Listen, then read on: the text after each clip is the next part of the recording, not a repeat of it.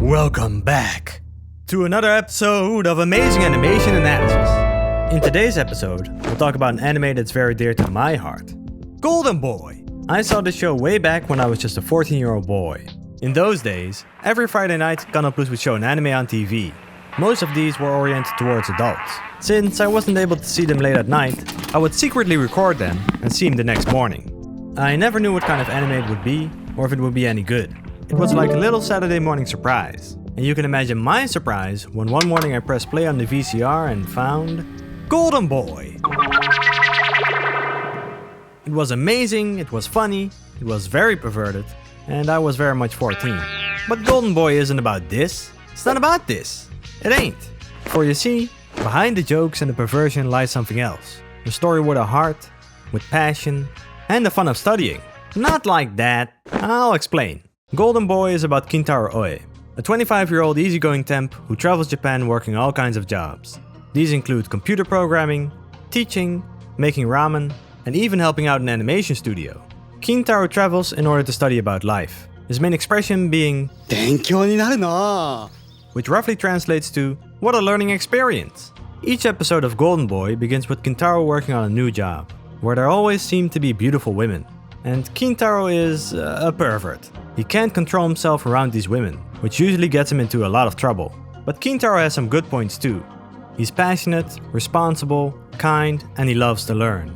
These are the traits that get him out of trouble and change the lives of the people around him, which also results in the beautiful women falling in love with him. But by the time they want to express their feelings to Kintaro, he's ready to keep traveling and move on to a new job to further his studies. Golden Boy shaped my life! I wanted to be Kintaro Oe, riding around, meeting interesting people, and going on an adventure. At the time it pulled me in with its sexy, funny sexiness, but it secretly taught me the value of being passionate, responsible, and to always be learning. It is in no small part that Golden Boy made me the person I am today. To me, Golden Boy was my guide for life. So how does Golden Boy do it? How did it create a story that sticks and can have such an impact on someone's life? One of the factors is the animation. But in this episode I want to take a step back and focus on the storytelling. Next episode we'll get deep into the shots of episode 3, just so you know. In this episode I want to focus on 3 topics in particular: having a point, characters you can empathize with, and telling the truth. In Brian McDonald's book, Invisible Ink, he says, stories need to have a point, a reason to tell the story. Having a point gives your story resonance. Showing examples of long-lasting stories, like the wolf in sheep's clothing, where a wolf wears a sheepskin in order to blend in with the sheep, only to be eaten by the herder. The story of King Midas, who wished to turn everything he touched into gold, only to realize his food will turn into gold as well. And many more. How the wolf shows us to watch out for people pretending who they aren't, and King Midas showing us not to be greedy. Stories need to have a point to resonate. But a point isn't all that's needed. Hey! Huh? Don't be greedy! Because that doesn't resonate with anyone. In order to make a point come across well, you need to get people invested in what you're trying to say. And the best way to do that is with characters and drama. We need a character we can empathize with, to relate to and to realize, this person is just like me, and this is what I should do. And the drama is there to raise the stakes and make us that much more invested. So with the characters you make the point come across, but it's gotta be done in a truthful manner. In every storytelling book, there's one key phrase: tell the truth. This is done by being true to life, to the characters, and to the story. More on that later. So let's see how Golden Boy nails all these 3 points and creates a guide for life. Let's look at the first episode. In the first episode, Kintaro is on his way to a new job opening while riding his trusty mountain bike, when he suddenly gets taken over by a Ferrari. And wouldn't you know it, out steps a beautiful girl. She nonchalantly gives him 1,000,000 yen for the damages. He can't accept such a huge sum, but the lady doesn't want to have anything to do with him and takes off. What a learning experience! He takes his bike to a repair shop and gets it fixed for free. When Kintaro is about to leave, some Yakuza arrive who start to bully the shop owner. He apparently owes them some money.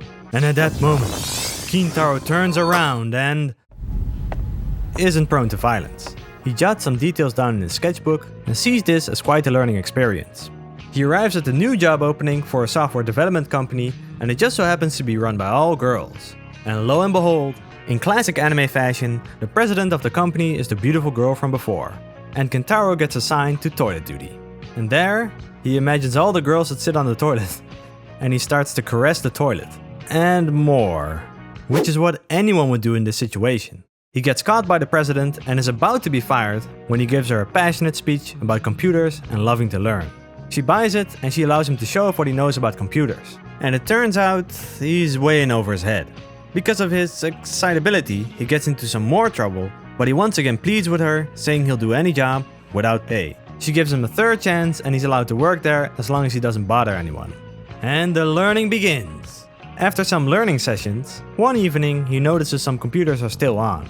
Kintaro, wanting to save the company money, unplugs the main server, deleting all the programs that the company was working on. The president finds out and is furious, and she rips up his prized notebook. Kintaro tells her his notebook is even more important than his life, but after accidentally seeing what he wrote about her, she never wants to see him again. Kintaro asks for forgiveness, commenting he can't leave after causing so much trouble. But after finding out he already spent the million yen she gave him, presumably on sex, and this altercation, it's all over. Kintaro is fired and the computer company faces the biggest crisis they ever had. It's a week later and they can't make the deadline in time. But they do find a program on the server that's exactly to the client's wishes. It even has some interesting concepts that they didn't think of before. It was made by Kintaro, and the president admits that he's more responsible and forgiving than what she gave him credit for. She tries to run after him, meets the old bike shop owner, finds out Kintaro gave the million yen to them, and with all that she falls in love. She tries to go after Kintaro, but he's already off to a new job to learn more about life. So at first glance, it seems like this is a guide to get girls to like you, which is how I got interested in it in the first place.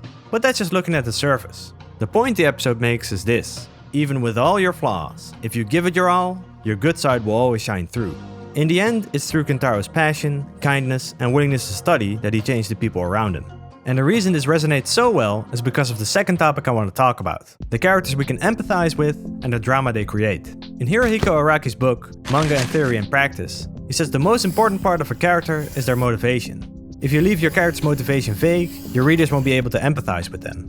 What does Kintaro want to accomplish? He wants to study about life. This is what drives the story and harks back to a basic human desire: self-development, becoming stronger. But humans are more than just motivation. Humans are flawed and they have values. Kintaro is extremely perverted. He can't help himself in being a pervert. This is his big flaw. The good points in him are his avidness to learn, his sense of responsibility, a kind heart, and passion. His flaw is the worst, but his good points are something to be inspired by. And like how we all are flawed, maybe not in the same way, we also try to do good, which doesn't always work out. This is how we can relate and empathize with Kintaro. It's a great main character. And why does this dramatize well in animation? Because it's so over the top. One of the strongest parts in Golden Boy is its faces, strong emotions. Kintaro is not in trouble, he's in deep shit. The president isn't just angry, she's furious. We can relate so much more to these characters. In animation, the point you make can be as exaggerated as you want it to be, but it's not too extreme. And that brings me to the final topic. The story needs to be believable to be able to resonate. That means telling the truth. This is done by being true to life, to the characters, and to the story. We might be appalled that Kintaro thinks about a girl's butt being on a toilet, but maybe, and probably, you've had equally perverted thoughts in your life, but not you. And that makes it funny because we can relate and empathize. The show has the raw honesty of human nature. That's being true to life. But what does it mean to be true to a character? It isn't about facts. It means being true to the initial setup. And the setup can be anything. It could be a schoolboy with psychic powers that just wants to be popular, a stoic hero using ghost-like apparitions to fight, or a pervert that bikes across Japan in order to study. If you set up a character in a certain way, that character needs to act true to itself. A great example of being true to a character happens in Mob Psycho. Mob's motivation is acceptance. He wants a girl to like him. In episode 2, there's an after-school telepathy club that's about to shut down. They need one more member to survive or the room will be taken over by the Body Improvement Club. They try everything to get more members, but they fail. Eventually, when they find out Mob has psychic powers, they set their eyes on him. The entire episode allures the Mob joining the telepathy club. But Mob wants acceptance. These people don't accept him for who he is. They want to use his psychic powers for their own gain, and they need a 5th member just so their club doesn't die out. Also, Mob wants a girl to like him, and he thinks becoming strong will make him more popular.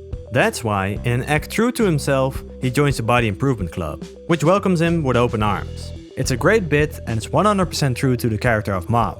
JoJo's Bizarre Adventure has an example of an untruthful scene. The main character is fighting against an enemy, and he's in a jam. there's perceivably no way for him to win. But out of nowhere, he uses a new ability that wins him the fight, a move he's never used before. The setup wasn't there, the character didn't train for it, it seemed like he got a helping hand by the creator, and it felt a bit fake. That wasn't truthful to the character. Sorry Jojo, I still love you. Kintaro stays Kintaro no matter what, and that's especially seen in his flaw. He can't control himself, so he can never control himself. To the extreme. He doesn't want to accept a huge sum of money, so he gives it away. He doesn't want to cause trouble, so he doesn't want to leave after causing so much trouble. He loves studying, so he loves studying. And his love for studying goes so far that he can make a computer program within a week. Every choice he makes is a choice that only Kintaro would make. It stays true to the character. Being true to the story means giving the other side of your point a voice too. If Kintaro was perfect, and the point of the show was this, just be perfect and give it your all. Then, you'll change the lives of the people around you for the better. Not only would that be very preachy, but it's not truthful. People aren't perfect and the audience knows it. In Robert McKee's story, he calls this idea versus counter-idea. Golden Boy is making a case for being a pervert, or having bad character, versus passion, learning, responsibility and kindness, or having good character. It's kind of like an ongoing fight. He gets caught rubbing his face against a toilet bowl, bad character. He doesn't get fired because of his passionate speech, good character. Perversion, willingness to learn. Perversion, responsibility, and a kind heart. And in taking turns, it's a fight to see which one comes out on top. And the end symbolizes the winner. And the stronger your counterpoint is, the stronger the winning side becomes. And because he gets into such deep trouble, it strengthens the winning side so much more. And with all that, Golden Boy doesn't say, you can just mess around, be perverted, and still be a good person. No, you need to be passionate, keep learning, take responsibility and be kind. When you possess these qualities, you can change the people around you for the better. And that's how Golden Boy makes a point that resonates so well. While the sexy, funny, sexy entered my brain as a kid, it secretly gave me a guide for life. And Golden Boy made that guide be in reach. If even someone as flawed as Kintaro can do it, so can I. If I'm willing to learn, if I'm passionate and kind, I can get there too. And you can too. There's unlimited potential out there. We just need to get on our bikes and do it. You can become amazing at animation or whatever you choose. Kintaro did it, and so can you. Today we may be a weak bug that gets tossed in the wind, washed away by the currents and drowns. But tomorrow we may become the butterfly that spreads its colossal wings and flies to the open skies. Next episode, we'll look at the subtle animation of episode 3. We'll get to the nitty-gritty of one of the factors that make the show work so well. We'll learn together. Get ready. And if you want to learn more, consider becoming a patron. There's extra stuff like how I produce the show, how I write the show, previews and much more. Check it out. Bye!